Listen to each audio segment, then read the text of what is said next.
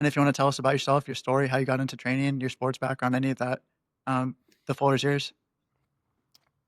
Dude, first of all, I'm honored that you chose me to be the first guest on your Yep. podcast. Yep, This it felt is right. yeah, well this is kind of crazy. Yep.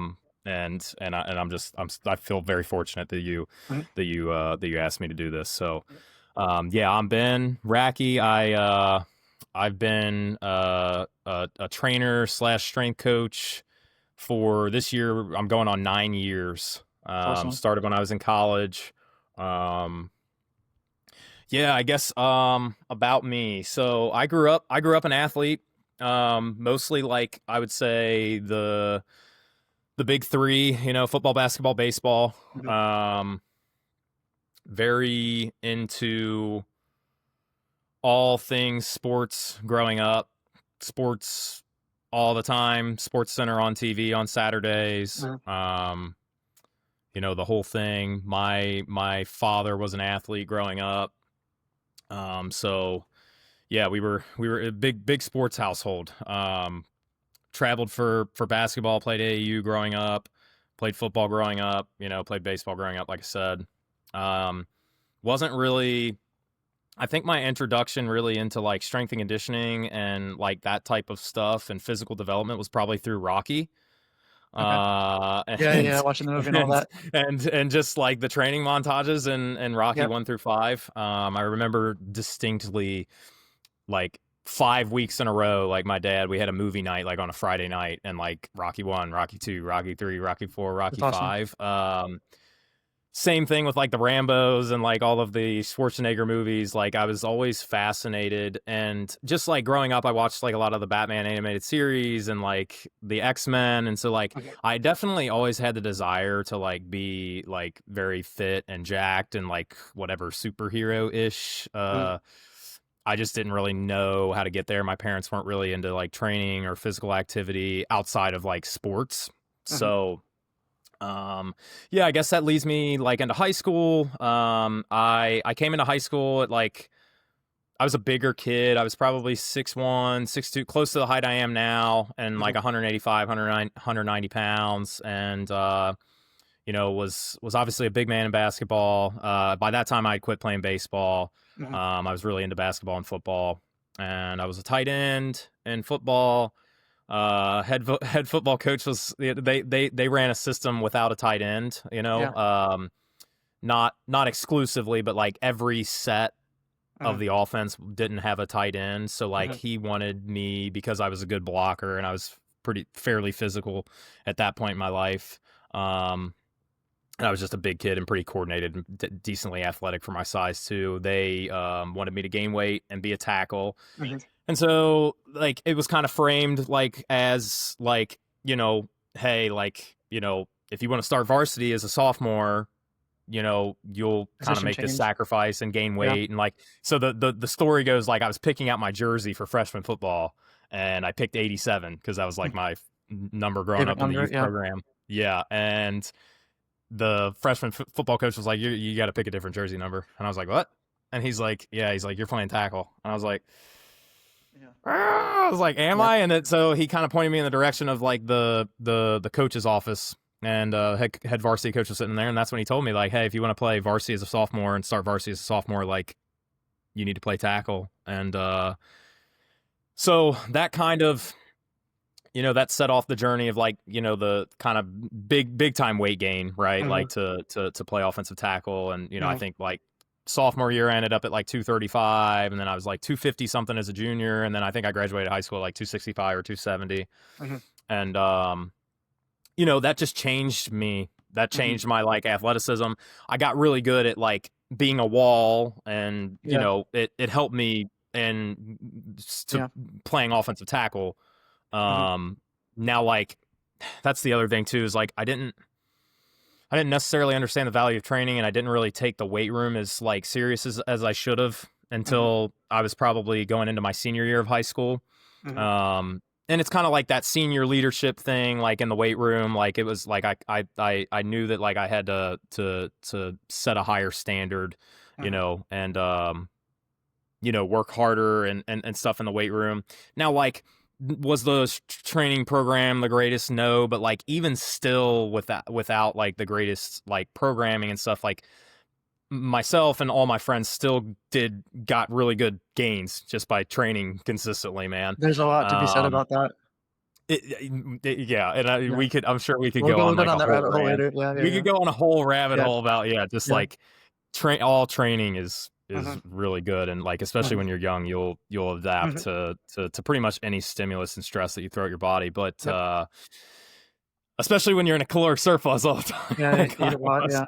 So, um, but um, but yeah, so played tackle. Could never really get back in shape for basketball because like we'd make it usually to like the roughly the third round. I was in the third round of the playoffs twice in high school, Yeah. regional championship, and Yeah, so long fall basketball season and then going into a winter sport, there's not a big bas- turnaround. Yeah.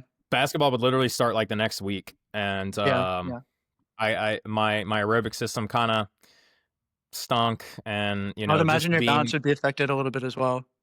being in It a just was a heavier little spin, yeah. body, yeah, Yeah, being in a heavier body, a lot of ankle sprains yeah, in basketball, yeah. especially as time gone on Mhm, went on, and I got heavier. mhm. So it just like I decided to not to stop playing basketball after my sophomore year, and yeah, just kind of changed my athleticism, and it kind of was what it was.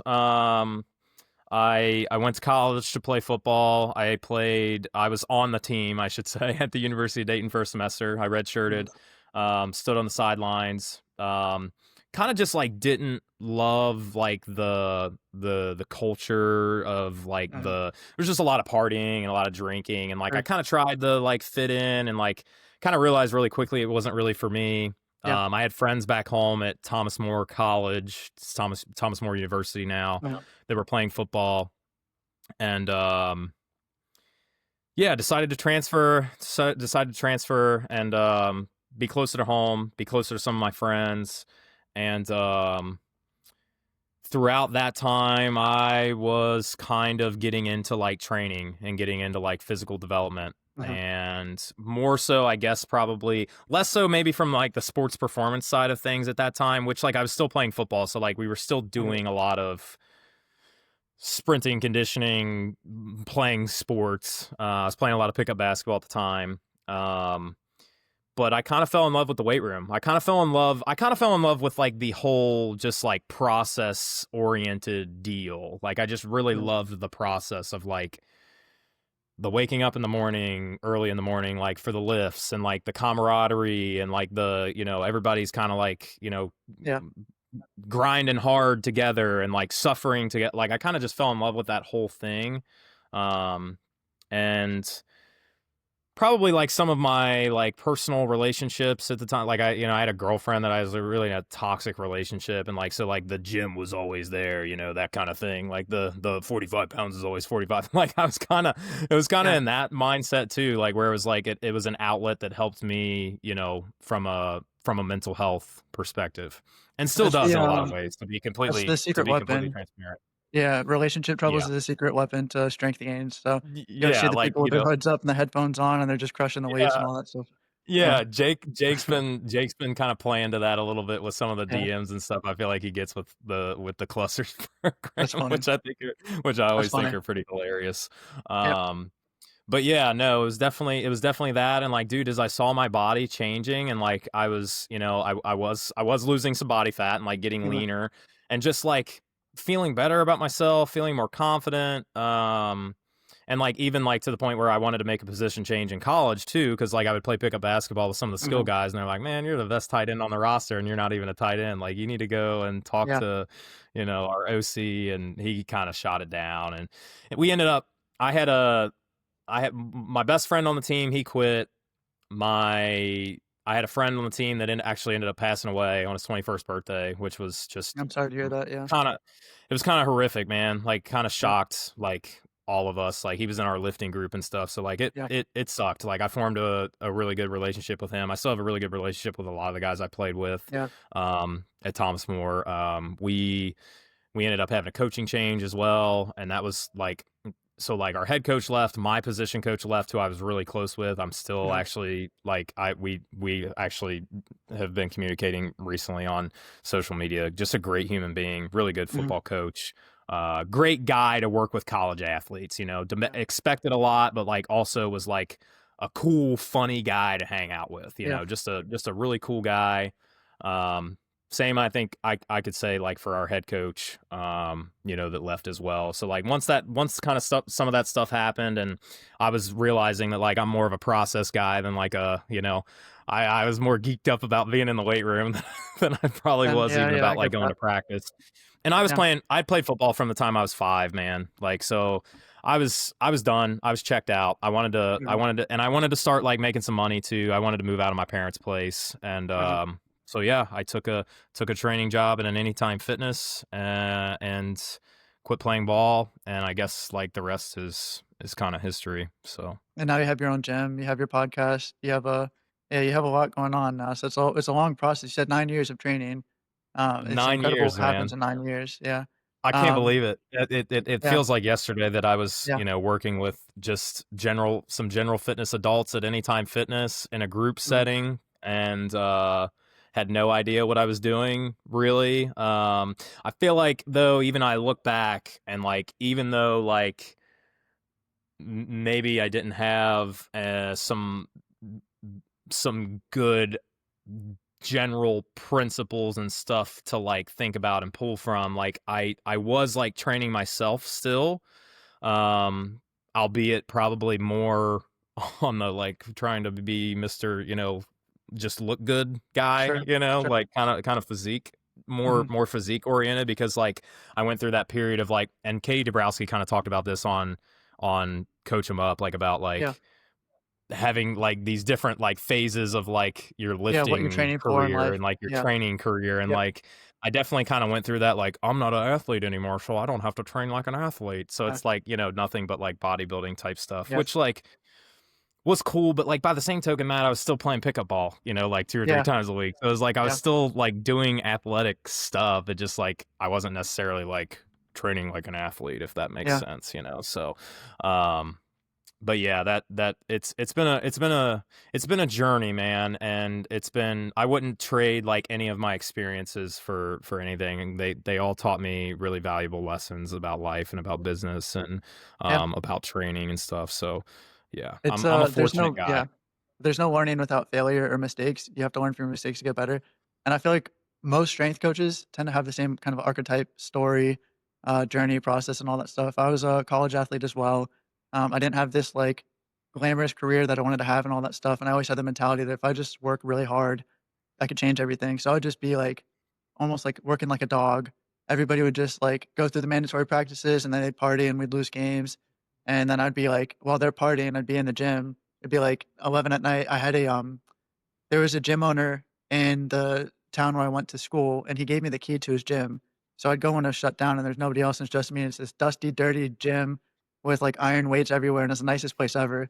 And, like, at that time, all I did to I'm train was getting cold chills, baby. That's a vibe. Let's yeah, go. it's Let's go. incredible. I would just, like, do stuff that seemed cool, even if it wasn't the smartest training in the world, but, again, you can adapt to stuff like that, so I would do, like, pull-ups, push-ups, dips, biceps, triceps to, like, look good, because like, that's what a lot of young people wanna do, they do it for the confidence, and then I just try to do a couple sprints, couple jumps, and felt like that was enough for the legs, and it wasn't the smartest training, because like, of course, you wanna squat, you wanna hinge, you wanna lunge, you wanna do all these different things, training different planes of motion.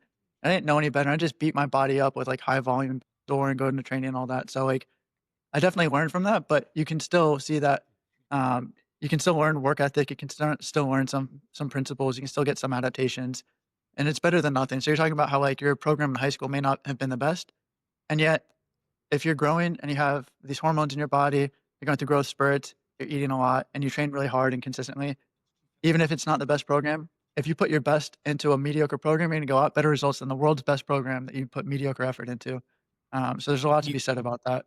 we especially, I think, like just as time has gone on, you Mhm. know, like that just becomes more and more apparent, right? Uh-huh. Because like I know that there's even places, you know, that are doing quote unquote performance stuff in this area that really they're just like running kids into the dirt, making them puke and Yeah. making them sweaty and tired, and like, Yeah. and but like Huh.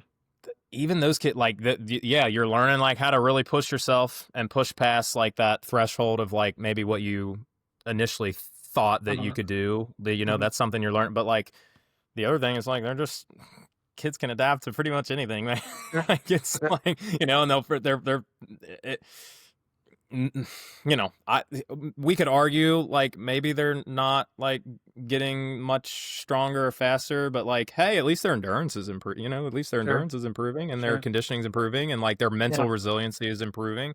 Yeah. Um, so yeah, but that was funny that you mentioned the gym thing and like the going out and partying. So like Yeah. literally this story, like this is like in my head forever. So we had a quarterback at the time who was a party animal, Mhm. and like we went up to our rival school when I was at Thomas More, and it was a huge game. It was like we were, I think, top 10 or top 12 in the country at the time. They were top 10 or top Mhm. 12 in the country at the time, Mhm. and we had the best running back in the country, like 3 years in a row. Like he led Division III in rushing and rushing touchdowns. And I'm going into the game like Mhm. I'm a backup, but I'm going into the game like, oh, we're gonna go up here and we're gonna surprise these boys. Like they don't know what's coming. Anyway, the pregame speech from our quarterback was like, let's like kick their ass and like get home as quickly as possible so we can get out to the bars. And I'm just like, dude, like not like the pregame speech Yeah. that I would have gave, but like whatever. And like we lost. Yeah. We drive home from, middle of nowhere, Pennsylvania. We get our ass kicked. We drive from middle of nowhere, Yeah. Pennsylvania, back home. And obviously they still all go out and get fucked up. Like me and my little friend group, Okay. we were Yeah. notorious Would for work this. out So and we all would that. get Yeah. back from road trips and there was a little Snap Yep. Fitness in Independence, like where we all Yeah. grew up. Yep. Oh, bro. Yep. Get the rage Like out. it's 2 in Yeah. the morning or 3 in the morning or Yeah. whatever. It's like, let's fucking go. Let's rip some pre-workout and like Yeah. let's Yeah. go get a Absolutely. pump. Like Absolutely. we were in the gym. Like so it's just I was relating Yeah. it to your story about like the going like I was the same way. Yeah. I Yeah. was I'm literally with the you. same exact person. And still kind of am to this day. Like to like I like even the other day, like I told Katie, like she was taking the kids to the or taking them to the museum, and I had like some downtime, and I was like, hey, if you want me to drive, like that's fine. Like just like after we put the kids to bed or whatever, like I'll come back to the gym and I'm like with do my you. training session like I'm with in you. the evening. Yeah. Sometimes I'm Last like night I kind of like to relive the I had a glory busy days day of like the late like yesterday, evening workouts, and it was maybe like so anyway, yeah, I just I was like, "I'm gonna work out real quick," and then Megan's like my wife is Megan, by the way, for anyone listening. They're saying she was saying it's like, "Oh, well, you have a 6 AM, you have to get up early. You don't fall asleep when you're done working out, you're just yeah, gonna yeah. be staring at the ceiling the whole time. You got a busy day tomorrow." It's like, "Are you sure that's the right thing?" And then I was just like, "Alright, well, I'll do 2 tomorrow." So, like, I had 3 sessions today, I already did a heavy bag workout, I, like, was able to just hit the bag really hard and get some of the energy out, and then I have a 4 o'clock session after this, and then I'll try to get one more lift in, and then I'll feel better about it, and I definitely have slave to my schedule. Um, but it definitely is something that helps me to feel better and happier. There's definitely the mental and emotional benefits to exercise. It's a great stress release. I Going back to what I was just saying though is I have exercise rings hung up there and I can hang a heavy yeah. bag. And sometimes like for cardio, yeah, I have an exercise bike, I have a rower, I have a slide board, I have a battle rope, I have jump ropes. People can do carries, whatever they want. Sometimes I just put the bag up there and I know I'm not like qualified to teach people how to throw a punch or kick the best, but I say as long as you're not, like, hurting yourself and beating up your joints, just, like, go crazy. We'll do 5 rounds Yeah, of, like, 30 seconds. You get yeah. a sweat, you're having fun, it's like, It's you fun. just let people be happy, and then some of them have actually gotten the bug, and they have this, product called Fight Camp. It's like this heavy bag, it's kinda like the Peloton of, like, heavy bags, and it comes with workout classes, and it tracks your metrics with your punching, and, like, they just bought that bag, and they're doing more workouts a week just because they found something they enjoy. And for me, like, my business is called Empowered Performance because I want people to feel like they can take their health and their fitness into their own hands. Yeah. And when they find something they enjoy and they want to work out and they start doing it more, that's so, so valuable. People always talk about optimal programming, functional, this, that, the other, all these crazy words. At the end of the day, if you enjoy it and you're going to do it and it's going to elicit a positive adaptation, that is the single most important thing. People get hung up too much on the details of, oh, this exercise versus that exercise, this weight versus that weight, these sets and reps. And I think if you can just enjoy what you're doing, that is the number one most important thing to get. Look at how many people are inactive in the world. I mean, if you look in your neighborhood, there's not many people out throwing a ball with their kids, walking, riding bikes, and all that stuff. If you just find people exercising, having a good time, they get a smile on their face. It doesn't have to be the weights. It doesn't have to be. It could be yoga, Pilates, whatever. That is the most important thing. Is people start watching what they're eating and start exercising on a more regular basis. Population level, we have a serious exercise and Mm, movement problem. mm, But to your point, I had a girl in one of my adult groups last night, and one of the exercises we do in our little prep, uh, little warm up circuit, whatever you want to call it, is like medicine ball slams. And Yeah. she's always like she like I let them. I just had 2 out of 4 that I allow in the group sessions last night, so I just had 2 Mhm. signed up, and she made it a point. She was like, "I want to do med ball slams first." I was like, "Oh, it was that kind of day, Yeah. huh?" And Yeah, for sure. I know when she wants to start with med ball slams that it's like Yeah. she's thinking about this. Like, there's One 2, person or one yeah, yeah, there's yeah. 2 that she works with that like Yeah. Yeah. we have conversations about, and I'm like, which one was it today? And she's like, oh, it's the one that's from Australia. Yeah, So yeah, yeah, and like then you just it's rip the kind of, ball and all that. yeah, just ripping Yeah. the ball. And like that's fun. I actually have a heavy bag in the back that I just haven't hung up yet, but like that's Yeah. it's great. Like That's a great thing why to would you do. not like use that for Yeah. adults, like Yeah. to get them going, get them And warmed even if up. 90% of your program is, like, perfect with the X's and O's, and you leave 10% for the fun at the end, it's good for client retention, it's good for them to enjoy training and wanna come back and get excited about it, like, it shouldn't just be, "This is optimal. Everything is the absolute best," but you hate the program. If you get 80% a program that's gonna get them the results that they want and 20% that they really just wanna do, I have some clients that's like, they don't like doing, hanging knee raises or reverse crunches where they're trying to build strength. They wanna do, like, flutter kicks for, like, 10 minutes because they wanna feel the burn. It's like, "Listen, if we do in the program, a couple core exercises for strength and all that stuff, and you wanna feel the burn, I'm happy to just put in, like, slider mountain climbers for a minute or something like that, and you feel cooked by the end of it. Can you progressively overload it any other way than more volume? Not really. I mean, maybe attach bands around your feet or something like that, but, like, at the end of the day, it keeps them happy. They're still training their core. It's better than nothing, so I definitely think Yeah. those are the things that you learn. You start as a trainer, you read the textbooks, you think, "This is everything." And then you start actually training people in the real world, and you're like, "Mm, maybe there's more than one way to train, and you gotta keep people happy," you know? Especially when you have your No, own and business. that's Especially. exactly where I was gonna go, Yep, is like, yep, yeah, when you have your own business. And like, yeah, dude, like I know, like I'll program, whatever. We'll program hanging knee raises or weighted crunches or like mhm, something, that is more challenging for those tissues. And then I'll have like a person like get to the end of the session and they'll still like, hey, can I do like I want to do a core circuit. And we know that like it's yeah, probably not doing a whole yeah. lot, but like Blood Dixon, yeah, all that it's stuff, yep, getting them to feel the burn in the moment, and they like it, and it's not doing anything bad. negative, like, Yep, it's helping them build some capacity, like, who yeah, cares? Like, go yeah, for it, I'll go show for you it. a core circuit, let's do it, like, you know what I mean? So, like, but Yeah, that's that kinda art and the science, and, like, I think if you're, like I really think, like, the biggest, principle is just, like, consistency with all of mhm, this stuff, mhm, and especially when we're talking about adult mhm. fitness and gen pop, personal training. It's like, "Hey, man, like, I just want you guys to enjoy what you're doing to some capacity." I'm sure there's gonna be some things that we do in here that maybe you don't enjoy as much, and, like, But some things that are good I for you, I tell people it's like having your vegetables. It's like you have back pain and you don't know how to hinge. Like we might have to do some hinges and we'll build up some tolerance. You can do a kettlebell deadlift, you can do dumbbell RDLs, but eventually barbell RDLs, trap bar deadlifts, we'll try to build some strength because I think I've told you this story before. Anybody who doesn't know, my dad had back pain for many years and never strength trained. And then he finally started working with me when I was getting my CSCS, my certification. And he started with kettlebell deadlifts and the heaviest belt time was about 40 pounds. And he's like, I don't ever have to go heavier than this. I was like, God forbid you pick up a 45-pound package off the ground because you're not going to be prepared for it, you know? So I was like, listen, Yep. let's try 45 pounds. If that feels easy, we'll go to 50 if that feels easy. And then before you knew it, maybe a year later, he's deadlifting 275 Right. as this like tiny guy and all that stuff. It just makes me like happy to give people the ability to feel unafraid to use their body, to feel confident in their body, to feel resilient.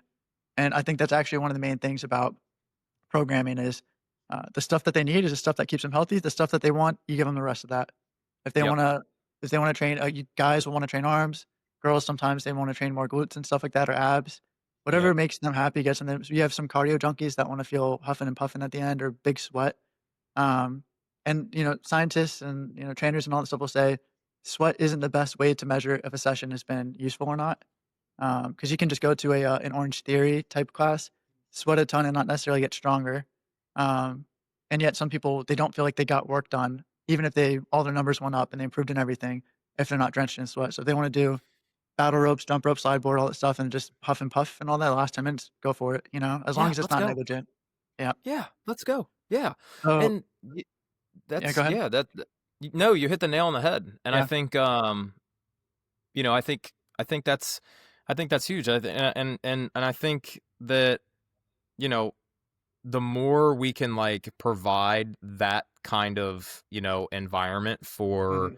clients to have some like, you know, some autonomy and some decision, Mhm. the ability to like choose, you know, certain things that they do want to do. Like again, that's empowering, right? Like, and Mhm. that's just one kind of like principle of like build of building buy-in, not just to like them paying you and coming to your gym, Sure. which is like great, and we want that obviously as business owners, but like our overarching goal is like I want this person to like do fitness stuff for the rest of their life. Like I want them to Uh-huh. strength train for the rest of their life. I want them to do cardio for I want them to live a healthier lifestyle for the rest of their Mhm. life, you know, because that's going to impact, you know, not only does that impact their life, but that impacts like that's like generational, man. Like Mhm. that can change a whole family, you know? I Like have, so clients that train um so, yeah, I'm a mobile personal trainer. I train people out of their homes.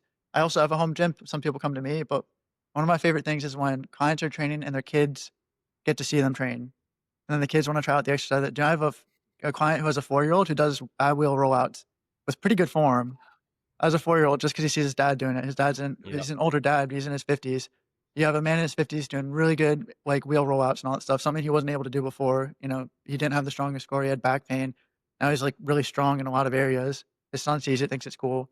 You just see his son, like, you know, picking up weights, putting them down, running on the treadmill while his dad's working out, doing, like, sit-ups and ab wheels and all that stuff. It's really cool to see that, and there's so many reasons to train. I think, the strength coach kinda world, you have to be a little bit more focused on the X's and O's, because at the end of the day, wins and losses, keeping people healthy, those metrics are so important.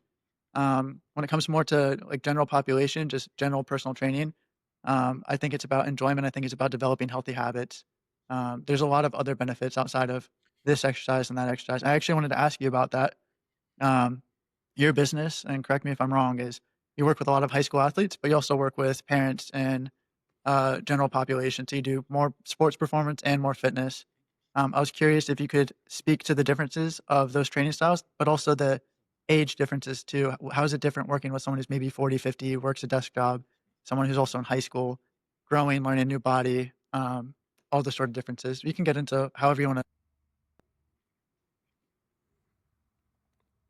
Well, yeah, and I obviously like I think principles, the general principles of Uh-huh, training are like very overarching, right? But uh-huh, like um yeah, like I think for the, you know, to hit on one of your points that you just talked about, even with like even athletes though in the private sector, like I yeah. have to I can't be like this military style Rigid, yeah, super dictator rigid. a-hole Sure, like like if I want to have kids, you know, want to come back sure, and want to continue to train, sure. the whole like sweaty tired puke model Yeah, is not great for that. or in general. Yeah, I agree. Yeah, But yeah, yeah. that's a whole other but, Yeah. like, for as far as differences go, obviously, like, for, you know, most of my athletes that I see are playing sports year-round, Yeah, and, gosh, probably the biggest majority of them are only playing, like, one sport year-round. yep. So, just, like, I have to keep in mind, and I was talking to Kara about this actually on my podcast before this, is, like, I have to keep in mind, you know, I have to like volume. I can't like just You give can't them a smoke 'em. crap load of Yeah, volume of yep, like strength training all the time. Like it kind of just has to be minimal effective dose yep, of plyos, of strength training, of mhm, jumping, of sprinting, you know, and you know, keeping health honestly yep, like at the forefront of my sure, mind. And you know, I like a lot of the, you know, principles that guys like Vernon Griffin is like putting out as far as like the And this is something that like Corey Schlesinger has talked a lot about. I've Mhm. been to a lot of Joel Smith's seminars. He talks a lot about this, but like the human movement stuff, all the crawling and the Sure. Skills. ground based, Mhm. yeah, the ground based stuff. I think those things are just like really overlooked training Mhm. stimuli. So like it's just really a low hanging fruit to like start a session with like some bear crawls and some crab walks and some inchworms and some Mhm. duck walks and like all of these things.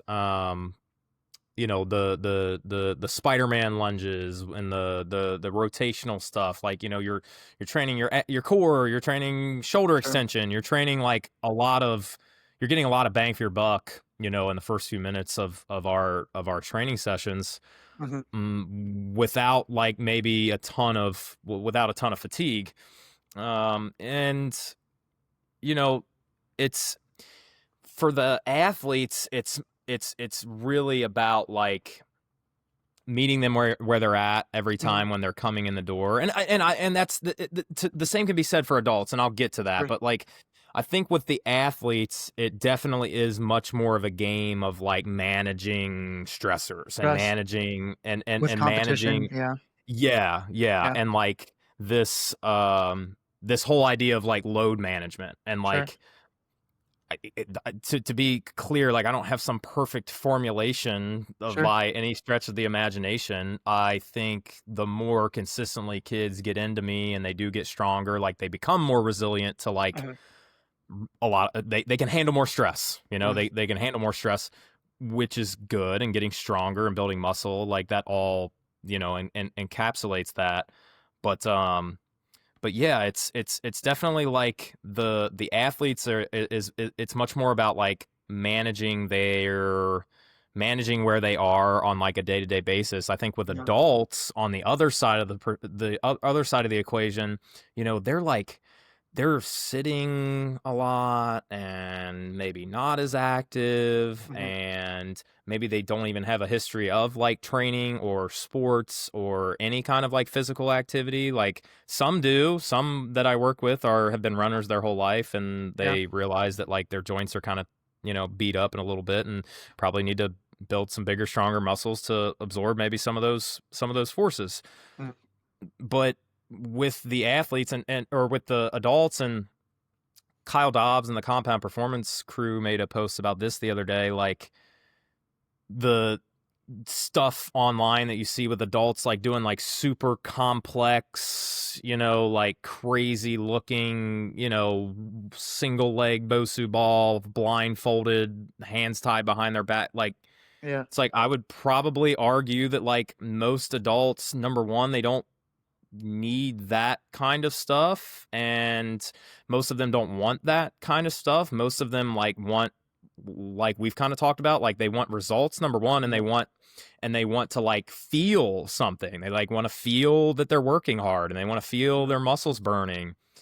So I think with the adults, it kind of is more about like pushing them and challenging them and helping Outputs. them and like setting the expectation early on that like, you know, if you want these certain results, like we do have to like Yeah. train consistently and train Yep. with some effort Yep. and do some bike intervals and like do some sets of uh RDLs and squats and presses and pulls, like within whatever 3 to 4 to 5 reps of failure consistently, like so I think probably the main difference is like really helping my adults understand that, like, and again, I'm gonna meet everybody where they are, Matt, like Sure. contextually Sure. speaking, like there's because there's some people that just want to come train and get generally more strong and fit over Yeah. Yeah. time, and Yeah. they're not necessarily looking to like be super jacked or muscular, and Sure. that's a lot of adults. Let's be Sure. clear.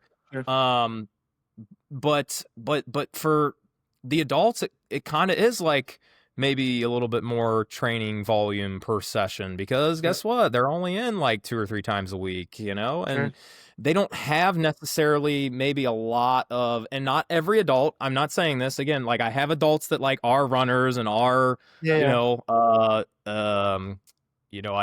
I did a helped a guy with his strength training for an Ironman last year. Like, so I'm not Incredible. saying like this isn't like across the board, but Mhm. generally speaking, my adults that are in my adult fitness groups, they we want to I want to challenge them during their sessions, because like some of them are making a concerted effort to like make sure they're getting more steps, and Yeah. like, kind of, maybe making some lifestyle changes as far as like nutrition and sleep and stress management and things like this. And then others, maybe they're not at the point yet where they are maybe doing some of these things that they could or should be doing outside of Yeah. our training. And it's like, as a guy who's their trainer, who they're paying really good money to, it's my responsibility to give them a great experience while they're Yeah. training, Okay. and also, like, push them a little bit. And you know because again, they're not probably super active outside of like coming into the gym and training. Right. So it's kind of like both ends of the coin, where like I've got a lot of athletes that are like super physically active, and like, and it's even like one of the things that Kara and I talked about was like this big push for Pilates with females on social media. And like, I do have a Yeah. lot of like female athletes that like, are doing Pilates. And again, I'm not saying Pilates is bad. I'm not saying any Sure. form of exercise is bad. I think Okay. all exercise is great. Sure. Do I think that like somebody who's playing club volleyball and is practicing 6 hours a week and Uh-huh. is playing on the weekends and having like these 12 games in 3 days tournaments, and they're coming to see me 2 times a week, and they're going to Pilates on top of all this, like, I don't know if physiologically those Pilates classes are doing anything other than just creating more general Fatigue. fatigue for that specific context and that Sure. specific athlete. Sure. Do I think it's bad? No. Do I think it's like something that like, could you do it when maybe you do have a little bit lighter schedule? Of course. Mm. Um, but like with my athletes, they're super active outside of when they're seeing me. So I Uh-huh. really have to like make sure I'm managing Uh-huh. volumes of their sprinting, their agility, their plyos, their strength training. Whereas with the adults, like, I'm probably trying to like get more into like one session than, because Sure. like, and because I know that like my volleyball athletes like are playing a lot of volleyball, so they're Sure. in condition, they're conditioned for volleyball. Again, we're probably not going to do a bunch more, especially with the like younger athletes that probably need to gain strength and muscle anyway. Like, we're probably not going to do a bunch of extra conditioning, whereas Mhm. like an adult, yeah, we're probably going to get after some conditioning at the Yeah. end, if you have the ability to, if you have some time, a little bit extra time, and if you are willing and you want to. Uh-huh. I'm probably gonna lean into that with folks. So it's kind of like you got the kind of two ends of the coin there. Yeah, I I would think, say that's probably the biggest difference. yeah, I'd say a good way to summarize it is essentially, with the athletes, there's so many chefs in the kitchen, there's so many stressors that you have to be aware of, that you have to be careful that you can't possibly overcook them. It's kind of that principle that, like, everybody has a teacher. You have 10 teachers, they all give you an hour worth of homework. You can't do 10 hours of homework every single day. So you have to kind of understand, do you have a coach that's giving you hard training sessions? You play 4 games on the weekends, you have 5 practices during the week and all that stuff.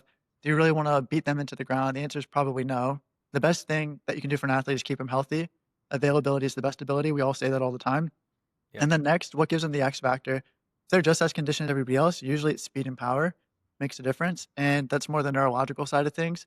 You can get that with a small dose.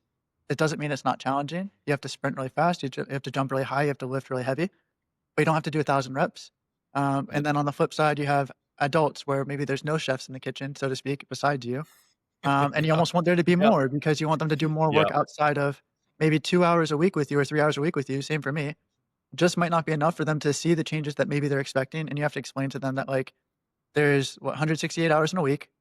You spend 3 with me. There's 165 where you should be getting some exercise, watching what you eat, treating food as fuel instead of like a entertainment or some sort of emotional vice, which we can get Yep. into eventually. That's a really big rabbit hole. And then you want them to just exercise more. exercise, sleep, manage their stress. Like those big rocks that people always talk about, everybody says, I know, and then they don't know it. Well, to know and not to do is not to know. Knowledge without application isn't really knowledge. That's probably, I think, the most important thing is getting people to do the things they say they know that they should do. And you can't typically overcook adults like that right off the bat. You're not going to have someone come in, they haven't worked out in 5 years, give them the hardest session in their life. You have to build them to that point where they know what challenging is, so they can eventually get the adaptations. But those first few months, get them in the door, keep them in the door, and then you can start to progress. And then, I've had people where the first year, almost no weight change. They want to lose weight and all that stuff. Year two, they lose 80 pounds. Is they eventually build to the point where the habits just fall in line. They start taking care of the eating, Right. the sleeping. They add a few more exercises into their weekly program. They start hiking, whatever, and then Yeah. everything seems to fall in line. So it definitely seems like there's a different approach. I appreciate you kind of diving into that. I definitely agree with you on that as well. I had a couple other questions real quick. I was going to ask. Um, I'll ask about you now. What are your current training goals and how are you attacking them? Because you've said you've gone through, more bodybuilding, powerlifting. What are your current training goals? It's funny. I I don't necessarily have like any big like one goal in Mhm. mind at the moment, which maybe I should. Maybe I should like narrow it down and like Yeah, pick give yourself a something. phase. Yeah. Yeah, well, yeah, so I'm kind of I've been lifting pretty heavy. Mhm. I kind of have this like I've still never benched 3 plates. I still that like Okay. that is looming over Yeah. my Yeah. head. I'll say that publicly so everybody can Yeah. shame me on the internet. Um, I would like to bench by so like I have this training program that I've written for myself here the past it's kind of like a 12-week thing, or is it 16? 16-week thing. Mhm. On like the 16th week, I'd like to kind of test my maxes. Mhm. Not necessarily the only one I'm not going to do the squat because I've got a meniscus Back thing flare going ups. on. Yeah. It's Yeah, yeah, yeah, been whatever. yeah. So like I'm not worried about how much I can box squat. I mean, I am gonna. I'd like to get like I'd like to get at least like 4 plates for reps on the box squat. Yeah. I say reps, 2 or 3. If Reps. I can, yeah, if I can do that, that's cool. I would like to get over a 500 pound trap bar deadlift, which I've Mhm. done before. So like the closer I can get that in this like in that final week to 600, that would be cool. Um, I would like to get my broad jump to 9 feet. I'm at like 8 feet 5 inches right now, so I've got some work to do on that. That's going to take a while. The seated broad jump, like the Blaine The broad, I'd land like to get that. broads. Yep. Yeah, I'd like to get that over 10 feet. Yeah. I think I'm sitting at like I think the last time I did it, I think I got like 9. Now, like this is where the box is, so I'm measuring where the Right. Yeah. box is, not where my Sure. feet are. So my feet are a little Sure. bit in front of that, but like where the box is, I think it was like I'd have to look at my notes. I think it's like 9.6 or 9.8 or Yeah. something like that. So, um, yeah, that is like something that I've been like toying around with. Um, yeah, outside of that, the biggest yeah. So I guess my biggest goal right now um is the 40-yard dash, and I haven't tested that in forever. Yeah. I'd like to run a 4.8, Yeah. and I think with like the numbers that like the numbers that I hit when I was down in Texas with Tim and them, which the vibes were very high. Yeah. I mean, like I was at the That track looked like with it. Yeah. Tim and Yeah. Jump Science Yeah. and Blaine, Yeah. and like everybody was really fast. Q, like Yeah. so like I was with some really, really fast, really freaky athletic dudes. And I ran it was like a 30 build, 10 fly. I think I ran a 102, Okay. and like I took that, and then I took like my calculation, like my the sprint I do in here is like a 3 yard build to a 10 Yeah, yeah, fly, yeah, and I took that yeah. time. That's like a 1.4. I was like a 1.46 or something like that. So I took that time and like I plugged all the numbers in the chat GPT, and like it said that like I'm probably like a 4.7 to 4.9. So I'm like, Okay. I just Matt, I just want to run under 5 because like I've Which never yeah, ran yeah, I've never ran under 5. I yeah, was always a 5 flat or a 5.1 or a 5.2 in high school.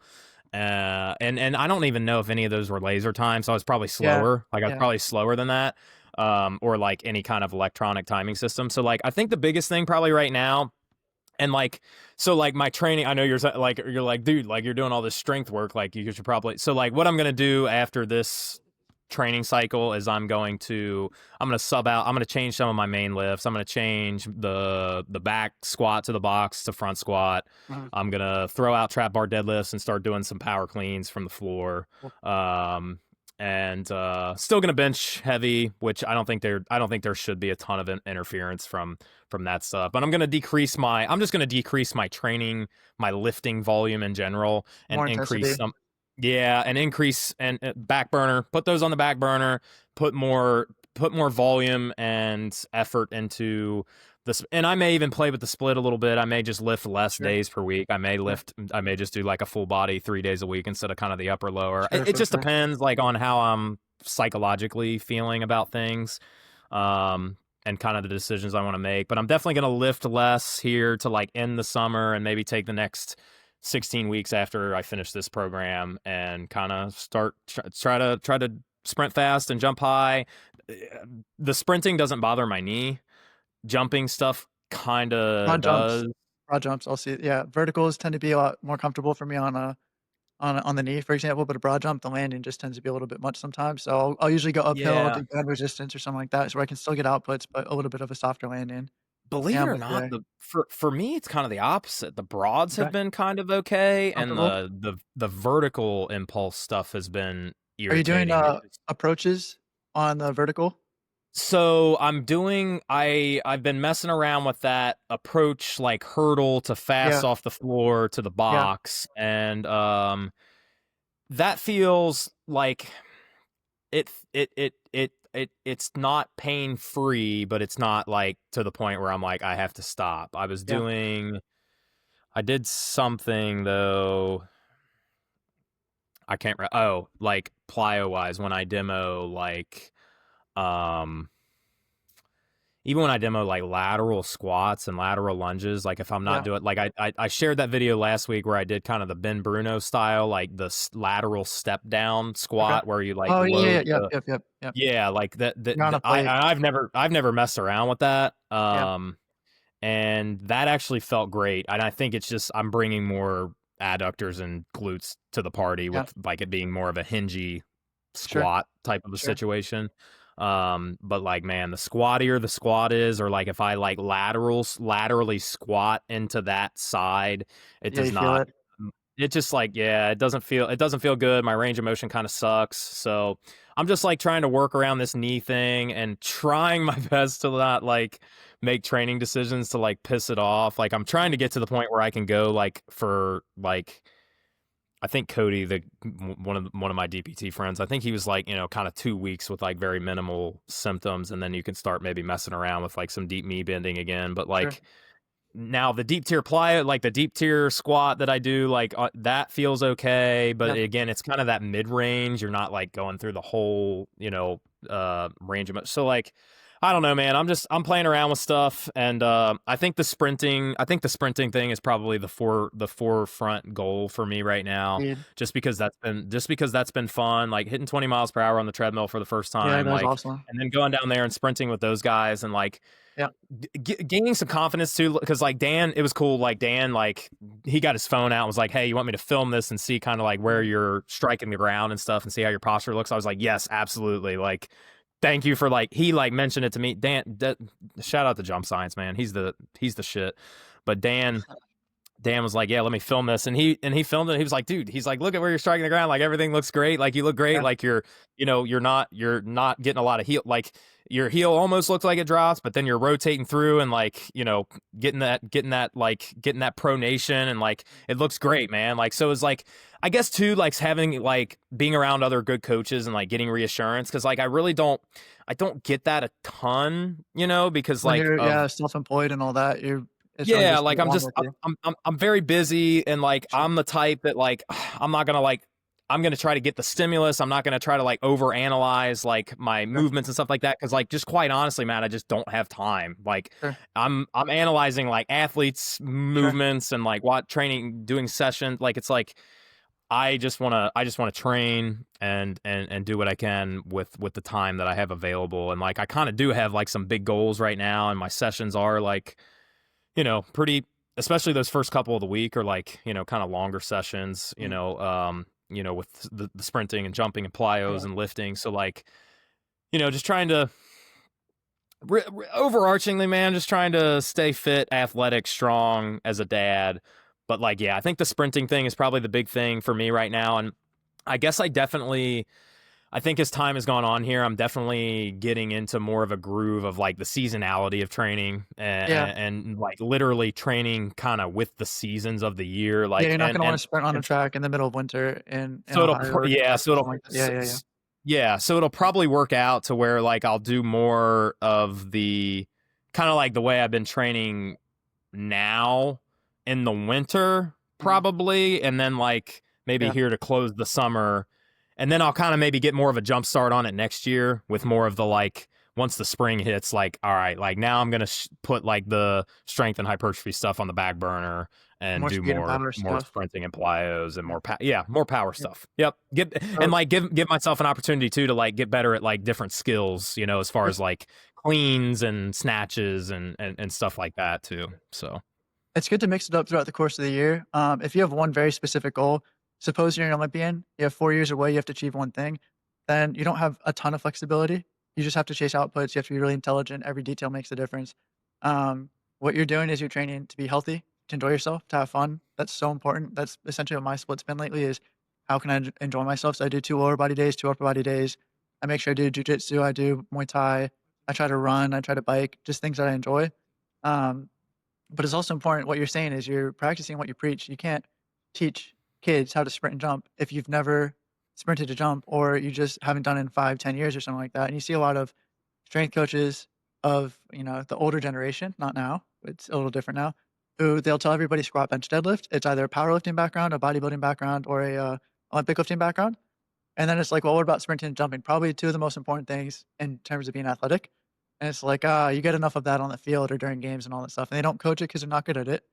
And I think it's really important to be able to coach it because you could argue that strength is, yeah, the foundation of everything. But there are a lot of people that aren't particularly strong, but they're really fast and they can still have a good spring that dominate in sports because they are quick and they're very skillful and they're very intelligent. And you can work around that. It obviously depends on your position. You're not going to be a lineman be super weak and find success and all that stuff. So it obviously matters, but you get my point, and it's good that you're able yep. to practice it and demonstrate it because also no one trains speed and power after they finish playing sports. It's very rare, and that's one of the fastest things to diminish. One of the fastest qualities to diminish because people don't train it. I think I may have told you, but I used to play soccer, almost every day from 9 to 21 when I graduated. Then I started coaching. I didn't have enough time to play anymore. And then when I started playing in like a rec co-ed league after that, my first couple games, I sprinted and I pulled my groin. It's just you lose the tolerance. You have to keep doing that. You don't feel as Yep. fast. You pick up these little injuries and all that stuff. So it is important to just keep these qualities for life. Helps you feel young and healthy and all that stuff. So that's awesome.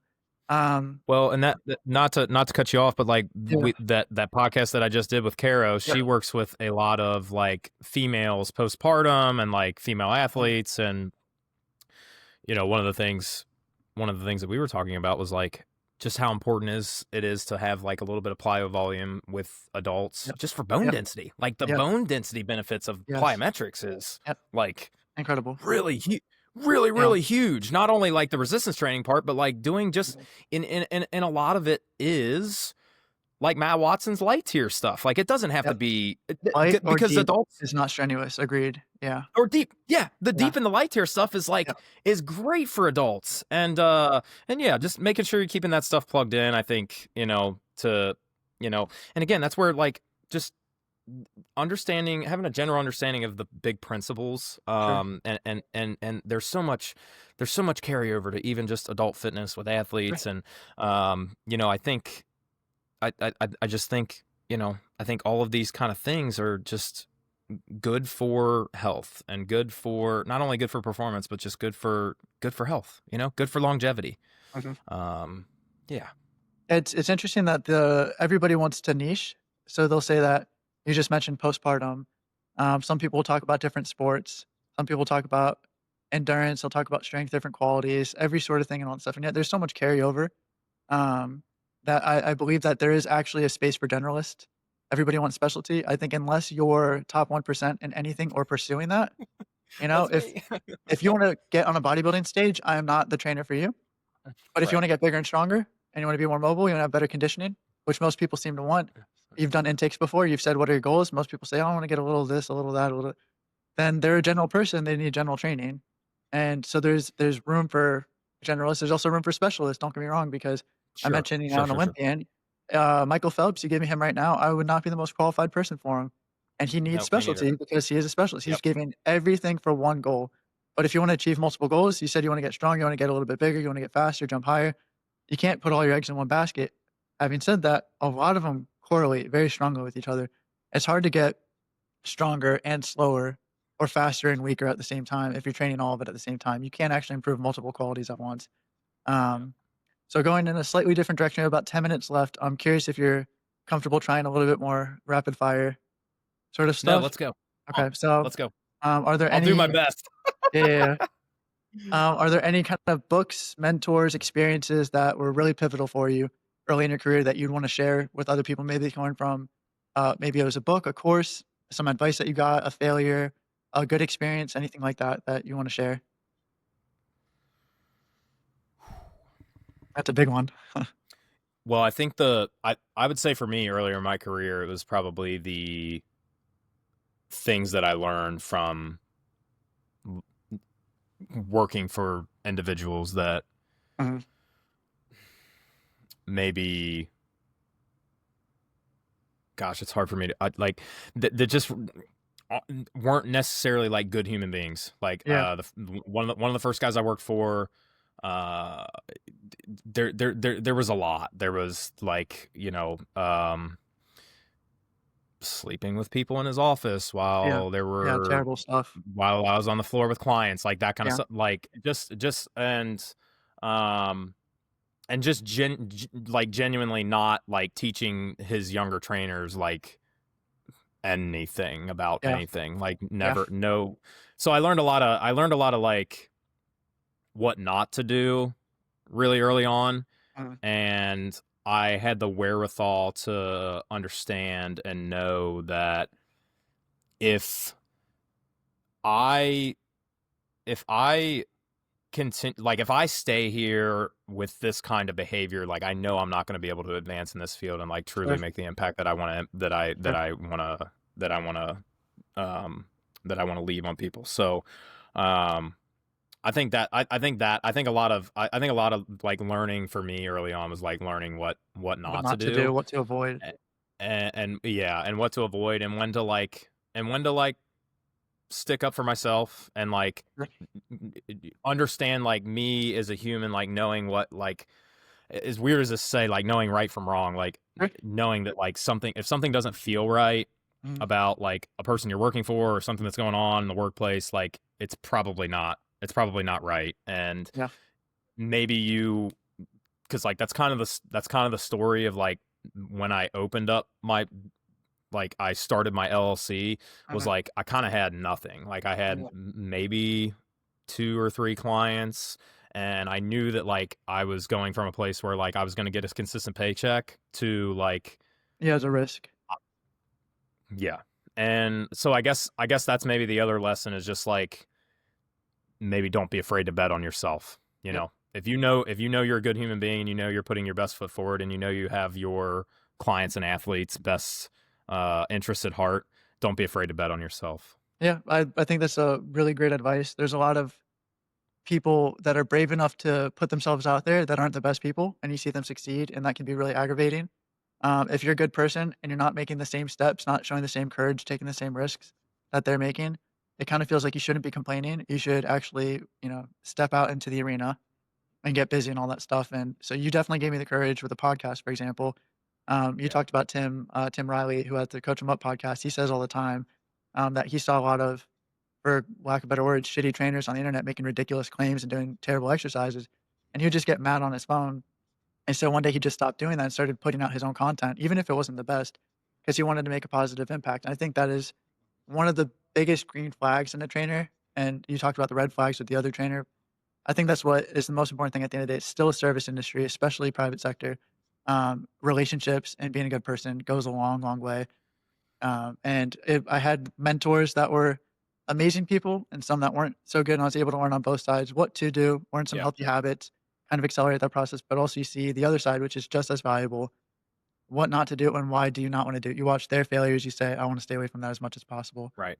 So I And to appreciate be that. clear, I had great mentors as well, and Sure, even people that we know mutually that like sure, had an incredible impact on sure. my career in a very, very positive Yeah. in a very, very positive way. But I'm saying like early on, like, my Yeah, yeah, first yeah, couple yeah. training jobs like Yep. were I struggled a lot with like things that I thought were like morally wrong that were going Mhm, on within the business, mhm, and and kind of learned a lot about like what not to do, and mhm. how not to run a business. Yeah, yeah, yeah. Another question along those lines is there any myth, misconception, or pet peeve that you have in the space, whether it's athletic performance, it's general fitness, it's nutrition advice, anything kind of training related that you just see all the time and you wish you could kind of dispel that myth or rumor, or it just gets on your nerves and you see it going around?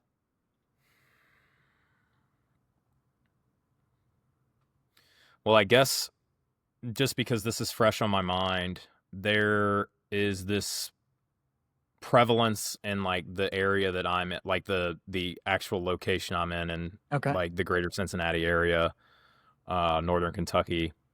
And I think I think it's definitely in the performance setting, like in these private sector places. Uh-huh. And it's also even in like club sports where, like, for instance, like I have a young lady who's a volleyball player who now has a foot fracture, Okay. and like one of the things that they did at their volleyball nationals was their coaches said they didn't like the way that they were warming up, so they made them run a mile before their game, and then they played not well, and then the coach like kind of shit on them for their performance Uh-huh. during their game. And I think what I'm seeing too, like with and you've seen this too, like and it happens. It's not just private sector; it happens in college Yeah. too. Kara and I spoke about this too, but like this, like, you know, you bring in a group of 30 kids, you're the only coach Mhm. who's not even certified, which is like a whole other like Yeah, yeah, conversation and thing that like does annoy me, because like, yes, I understand that like the NSCA and like these organizations, no, they're not perfect, and no, I don't agree with like it's a step in the right direction. all of Yeah, their models, but yeah, like but it's a pretty damn, like, all of yeah, the like physiology and like sure, anatomy and sure, like that kind of stuff, it is what it is, and like you sure. should like have a general understanding of these things. And I think individuals like, these kind of folks that I'm kind of getting at here, like, don't, and like they just bring in 30 athletes and they all do the same thing. And like I have kids that have been at these places and come here, and they're like, yeah, Ben, like I would go and like I would get like no instruction, and I don't even think the person like Yeah, knew my name. And like I felt like I was like doing things wrong and not getting any coaching, and I was puking every time. Like I was miserable. Like I dreaded going to the sessions, And again, kind of seeing this in like club sports as well, like with Mhm. like practices and stuff, kind of same idea, like where kids are like dreading. And I don't think that's right, man. Sure. I think and to be clear, like I'm not saying that like you can't do some hard conditioning and you can't like, really push to that point of like, exhaustion sometimes. I'm not saying that that's not valuable, and there is value in that, but like I think if like I think if you're putting kids through sessions and like every session is like a bloodbath and you've got kids in the puke bucket like every session, and you're not stimulating, you're annihilating, you're not stimulating, Yeah, yeah, yeah. um and you're creating an environment where kids kind of develop poor relationships with Exercise, training and with training. physical Yep, activity and with sports. yep, um I I kind of think you're a dirtbag, yep. and it like and then again, like there's even been places that have like bragged about like not being certified, and like kids overhearing it Wow. and then coming and Yeah, telling yeah. me, and I'm like, I that stuff really irritates me, Sure. and I think, again, I think my overarching goal with you know, young athletes is like, I want them first and foremost I want to create a positive environment for like exercise and Mhm. physical activity. And, yes. And we touched on this earlier. You're not going to love everything we do. And there's definitely going to be things that you probably dislike and you don't want to do, but it's not, you're definitely not going to have this relationship when you come to Racke Fitness and Performance where like I'm a D-bag and you're like, profusely vomiting every session, and you're, like, I want the kids to leave, the majority of my sessions, if not all of the sessions, feeling better when they walk out than when they came in the door. Mhm. And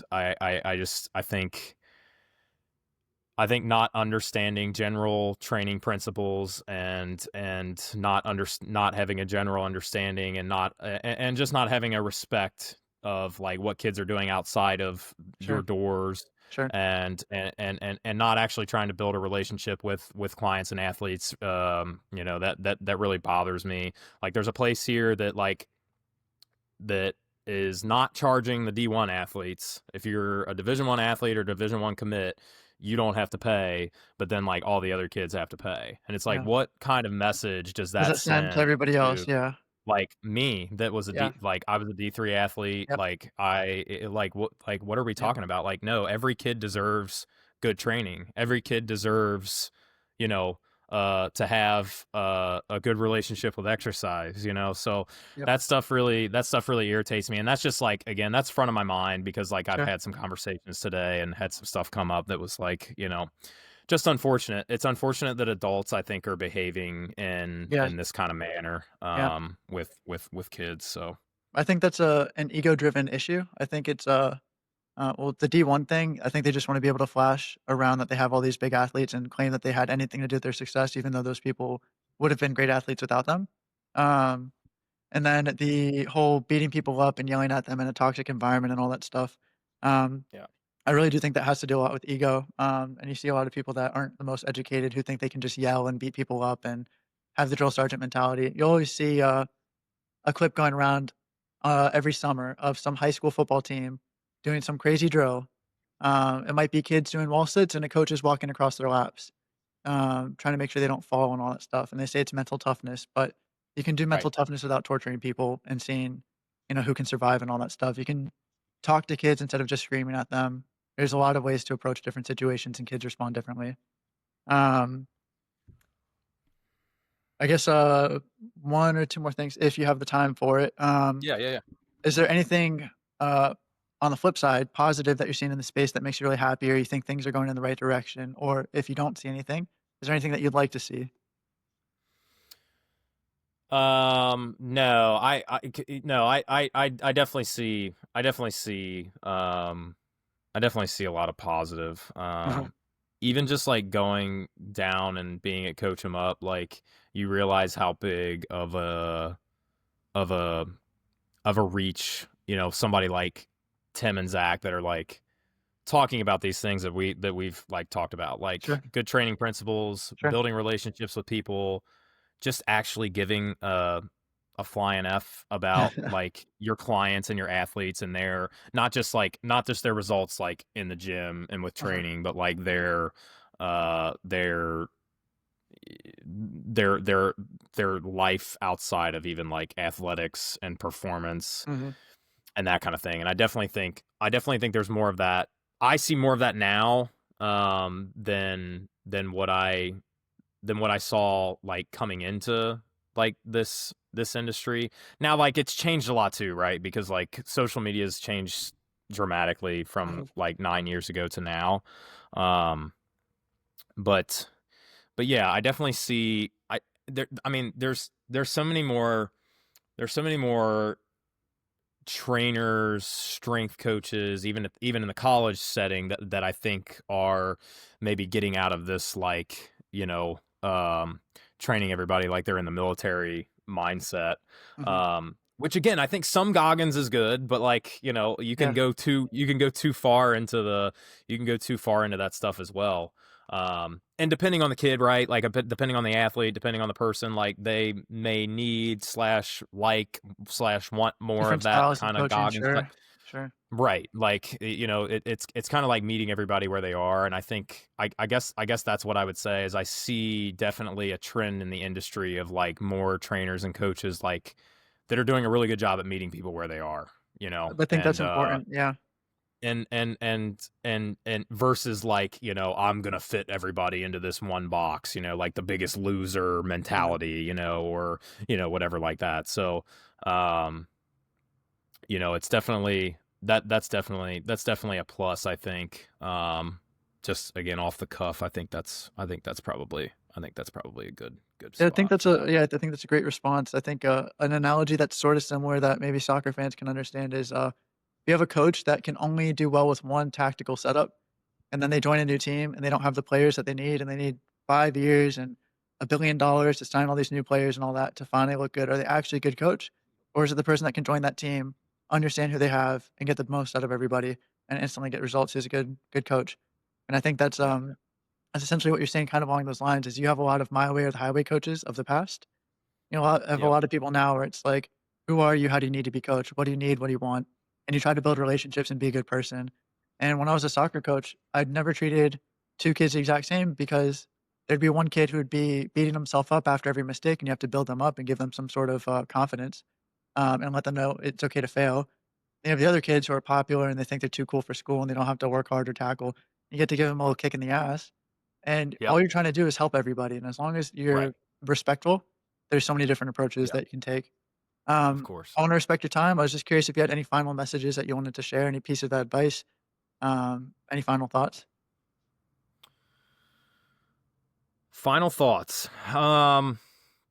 You can share This about anything, yeah. no, this is a callback, but like the whole knowledge isn't knowledge without application. Yeah. That was I wrote that down. Oh, cool. That's a great quote, and I think Yeah, that's kind of a great quote to end on. yeah, And like take the you know take the steps yeah, necessary that need to happen to reach your goals. Whether it's just general fitness, whether it's performance, um, the the principle of consistency and consistently applying principles is where the money's at. And I think I say that all I feel like I feel like I say that all the time. Like I'll write that on posts because like yeah, that's just the thing that's I guess it's probably most prevalent for my population with like the sure. athletes and adults is like, I always say like the people that get the best results of Ben Racke fitness and performance are the ones that are the most consistent Mhm, and that are not only the most consistent with showing up, but like also give the most give great effort consistently. mhm. So yeah, knowledge isn't knowledge without application. I think that's a really good place to Yeah. put a bookmark in this. One final thing kind of along those things is, because you inspired me to start this podcast, something that helped as well as I saw a quote. I'm gonna butcher it a little bit, I don't know who to give credit to it for, but the quote was, Thinking about the thing isn't doing the thing, talking about the thing isn't doing the thing, planning the thing isn't doing the thing, only doing the thing is doing the thing. And so there's a lot of people that are planning forever. They wanna have the perfect plan, they want everything to be set up so perfectly before they start, because they don't wanna look stupid, they don't wanna fail, they don't wanna feel like a loser. And just starting, even if it's imperfect, and kinda going along and learning along the way is, in my opinion, a very valuable way to do things. There is no perfect way to do things, you gotta get going. And you really did give me the courage to kinda just do the thing, start the podcast, and kinda learn along the way and all that stuff, and, that's an important thing as well, is to reflect and try to grow, um, but not wait for every single detail to be absolutely perfect, before starting, just have the courage to do it, so I appreciate that, I wanna thank you for that. Um You're gonna crush it. And again, like that's another like great take home message is like the perfect program, the perfect plan does not exist. Yep, yep, Just you just go. gotta do the thing, so cool, well, I appreciate it, if you want to share your social media, your podcast, anything you wanna plug, please do. You can find me on Instagram. I'm at Ben Racke, at BenRacke. The gym's page is Ben Racke Fitness and Performance. I think there's an underscore in there. I should know that off the top of my head. I'll link that in the show notes as well. the yeah, the Yeah, podcast is the Ben Racke Fitness and Performance podcast. It's been rebranded. I think I rebranded it twice, but yeah, the Ben Racke Fitness and Performance podcast. It's on Apple and Spotify and all the places. It's in the link in my bio. The gym is in Northern Kentucky. If anybody's ever in Northern Kentucky and wants to stop by, please don't hesitate to reach out on social media or email, wherever you can find me, and we'll get you in and get you to the gym. cool. Well, thank you everyone for listening, thanks for being on the show, Ben, and we'll have to do this again sometime, maybe a couple more deep dives into some other topics Yeah, or let's something, or I'll go, I'll be back man. on your show if you want as well. So, Dude, so grateful you asked me to be your first guest. yeah, I'm honored. appreciate it. Thank you so Thank much. you, thank you.